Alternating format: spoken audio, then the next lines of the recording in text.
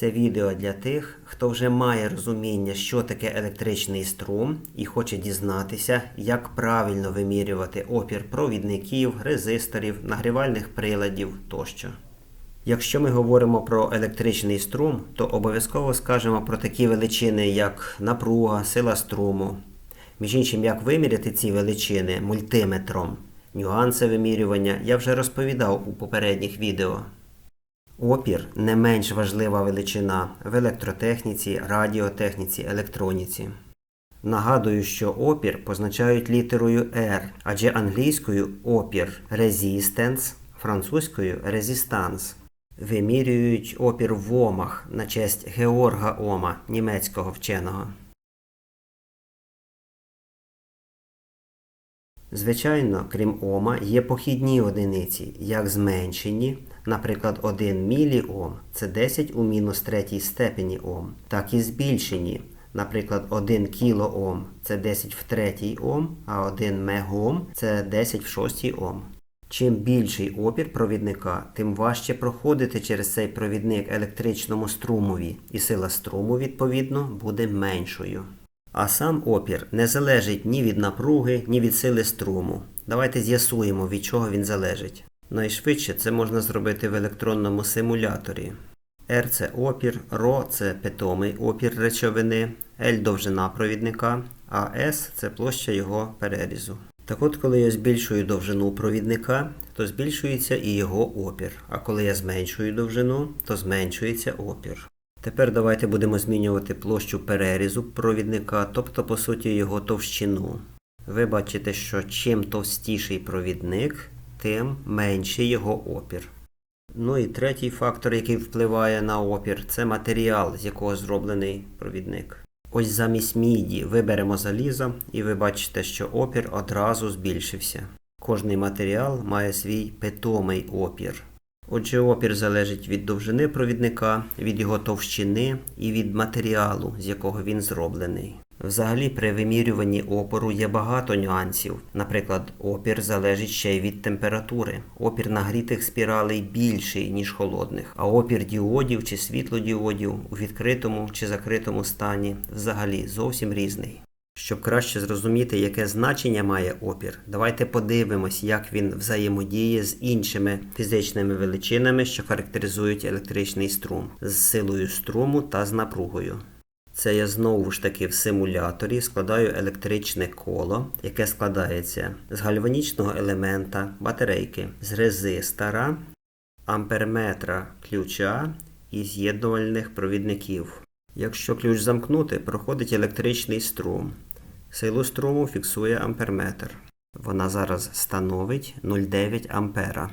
Наш резистор зараз має опір 10 Ом. Кольоровими смужечками маркується цей опір, але про це буде далі. Симулятор дозволяє змінювати цей опір. Зверніть увагу, що при цьому змінюється і кольорове маркування на резисторі. Так от, встановимо зараз опір 20 Ом. Замкнемо ключ і переконаємося в тому, що сила струму змінилася, вона зменшилася і становить тепер 0,45 ампера. Ну правильно, чим більший опір, тим гірше проходить струм. А коли ми зменшуємо опір, то струм зростає. Якщо опір буде дуже малим, близьким до нуля, струм сильно зросте. Фактично це буде режим короткого замикання. Бачите, в симуляторі батарея виходить з ладу, але можуть і провідники вийти з ладу або викликати пожежу. Тут обов'язково треба хоча б коротко сказати, що сила струму залежить не лише від опору, вона ще залежить від напруги, яку дає джерело струму, батарейка. Всі ці три величини – опір, напруга, сила струму – підпорядковані закону Ома, але це зараз не тема нашого відео. Через те будемо рухатися далі, до вимірювання. Опір можна вимірювати будь-яким мультиметром, на то він і мультиметр, а також мультитестером чи просто омметром. Ось цей зовсім недорогий тестер. Має два діапазони для вимірювання опору. Вони показані зеленим кольором на шкалі перемикача. Помножити на 10, значить треба покази на шкалі множити на 10, а помножити на 1К, значить треба покази на шкалі помножити на 1000. А такий мультиметр, по-перше, він більш точний, а по-друге, він автоматичний. Треба лише включити режим для вимірювання опору. Значок Оми, Омега на перемикачі. От давайте перейдемо до практичних вимірювань. Спочатку вимірюємо опір електрочайника. Чайник стоїть на підставці, ми ж українці. Беремо вилочку і давайте спочатку скористаємося тестером, стрілковим приладом. Спочатку щупи треба замкнути і переконатися, що стрілка встановлюється на 0. 0 справа шкали. За необхідності треба виставити стрілку на 0 регулятором, який знаходиться на бічній панелі приладу. Тепер прикладаємо щупи до вилки і спостерігаємо за стрілкою. Чим більший опір, тим лівіше стрілка. Для опору в нас верхня шкала, вона теж зелена і позначена літерою омега. Якщо стрілка зупинилась на трійці, то ми повинні помножити ще на 10 на множник, який написано біля перемикача. В цьому випадку опір буде становити приблизно 30 Ом. Але наша стрілка зупинилася між позначками 4 і 5, значить 4,5 треба помножити на 10 і опір буде становити 45 Ом. Я знаю, що цей прилад не дуже точний, але ми зараз дослідимо, наскільки він не точний. Для цього беремо фірмовий мультиметр, вибираємо режим Оми. Тут немає піддіапазонів, бо він автоматичний. Прикладаємо щупи до вилки і бачимо, що опір спіралі чайника становить 27,5 Ом. Цей прилад перевірений мною 100 разів, а от попередній дешевий відверто бреше. І тут порада вам. Не купляйте дешевих мультиметрів. А якщо вже купили, то звірте його покази з іншим. І якщо вони не співпадають, занесіть його назад в магазин, поки 14 днів не минуло. І так, опір нагрівального елемента чайника становить 27,4 Ома. Це в холодному стані. Я ж казав, що вимірювання опору має свої нюанси. Один з цих нюансів – опір залежить від температури. Давайте включимо чайник, підігріємо водичку, а ще краще закип'ятимо її. Окріп буде деякий час тримати температуру нагрівального елемента в районі 100 градусів. Вимикаємо чайник з розетки і знову вимірюємо опір. Тепер він становить 25,9 Ома. І в різних металів чи сплавів ця залежність може бути різною. Вимірений опір може нам знадобитись, наприклад, для обчислення реальної потужності нагрівального приладу. Давайте ще поміряємо опір електричної прасочки. Її опір становить 25,2 Ома. Як бачите, значення приблизно таке саме, як і в чайника. Отже, і потужність у них однакова. Приблизно 2 кВт. Слід мати на увазі, що коли ми регулюємо температуру праски, потужність не змінюється. Просто режим ключування буде відбуватись по-іншому. Частіше чи рідше праска буде вмикатись. Ще один електричний прилад – тостер. Не будемо тягнути кота за хвіст, одразу покажемо його опір. Він становить 67,7 Ома. А коли лапку відпустити, то опір становить понад 3 мегаома. Це режим очікування. Практично вимкнений режим. Розрахуємо потужність, бо етикетки щось не було на ньому.